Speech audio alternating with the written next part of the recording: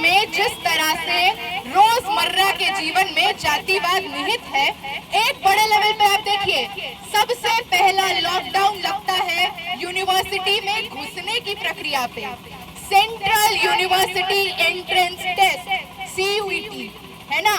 जिस तरह से समाज में जो हाशिए पर के लोग हैं, जो वंचित हैं, जो शोषित हैं, वो इकोनॉमिकली भी शोषित हैं। आज कौन है जो 1 लाख 1.5 लाख देकर केंद्रीय विश्वविद्यालय में दाखिले के लिए कोचिंग ले पा रहा है? वो मुट्ठी भर लोग। सबसे पहली ठोकर आपको हमको मारा जाता है कि औकात है तो एंट्रेंस में बैठ के दिखाओ। एंट्रेंस में बैठ भी जाते हैं, साइबर कैफे में गांव में इकलौता व्यक्ति जो पढ़ा हो उससे गुजारिश करके फॉर्म भी अगर भरवा लेते हैं और पहुंच जाते हैं किसी केंद्रीय विश्वविद्यालय में, तो आज भाजपा RSS की सरकार ने वहां पे भी इंतजाम किया हुआ है। नई शिक्षा नीति नाम है उस शहर का, जो कहता है कि केंद्रीय विश्वविद्यालय में वंचित, शोषित और गरीबों की औलादें आ भी जाएंगी तो हम हर सेमेस्टर फीस वृद्धि करेंगे, यहाँ पे किसी भी तरह की हॉस्टल की सुविधा नहीं देंगे। लगातार आप देखिए ऐसे प्रावधान लाए गए। मैं जिस विश्वविद्यालय से आती हूँ, देश का सबसे प्रीमियम इंस्टीट्यूशन कहा जाता है दिल्ली विश्वविद्यालय, लेकिन आज भाजपा RSS के संघ के अखाड़े का सबसे बड़ा लैबोरेटरी है। वहाँ पे टीचर के हाथ में 45% नंबर है। आपका सरनेम देखकर आपको वाइवा में, इंटरनल में, असाइनमेंट में नंबर काटा जाएगा।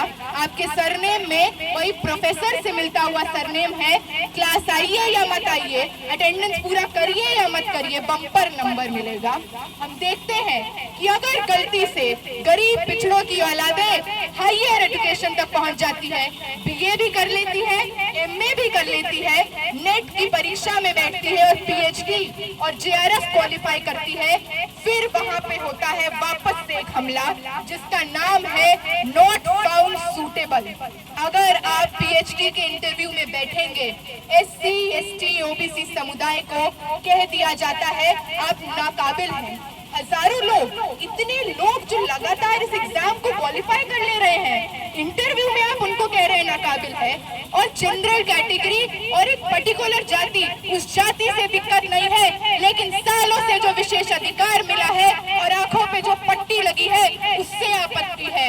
और इसीलिए कहेंगे कि उन लोगों की भी लड़ाई, समता और बराबरी की लड़ाई नहीं हुई, उनकी औलादें भी जो आज PhD MA करके बैठी है, बेरोजगार होकर बैठी है, ऐसे ही रहेंगी। और उनको समझ आएगा कि इस सवाल पे भी हम ही लोग हैं जो पेपर लीक होता है तो लड़ते हैं, हम ही लोग हैं जब बहाली नहीं निकलता है तो लड़ते हैं, हम ही लोग हैं जो बार बार, चाहे इस राज्य में भी नीट पर तैयारी कर रही महिला का गैंगरेप होता है, मर्डर होता है, तो सड़कों को आबाद करते हैं। तो ये मानना होगा कि ये बंटवारा हमने नहीं, समाज ने किया है, भाजपा RSS ने किया है। और वाकई में बराबरी और संविधान में मानते हैं तो आज उस तरफ नहीं, इस भीड़ में शामिल होंगे।